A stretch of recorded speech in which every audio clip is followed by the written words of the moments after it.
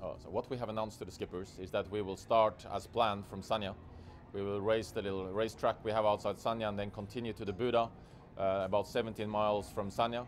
We will then bring the fleet back to Sanya and have a finish line here where they finish what will be stage 1 of this leg. And at the time when they cross the finish line, we will give the boats an individual start time for when they're going to leave Sanya on Monday.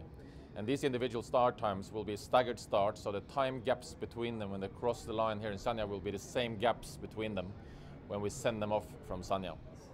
Well, the reasons why we have made this decision is that we have been advised by our own weather team and also by weather teams working for the teams about the conditions that the teams and the boats are going to experience over the first 24 hours after they leave Sanya.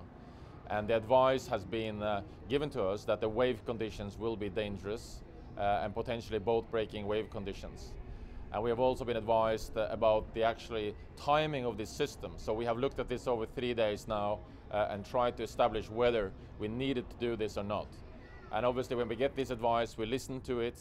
We are not trying to be weather experts. It's been a very difficult decision for us to make, where we believe it's in the best interest of the race to reduce that risk and still send them off as soon as possible after the weather has eased off, and then get the boats safely through that system. The wave heights we have been advised about are now significant wave heights, around 6 meters of waves, and breaking waves, which means that the maximum wave heights could be significantly higher.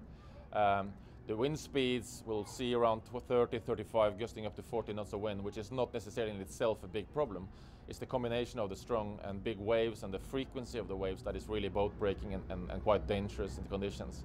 And obviously by waiting now 12 to 18 hours at the moment, basically we will have these dramatically reduced and still having to send them out in pretty strong conditions, but dramatically reduced from what we call a dangerous level of waves.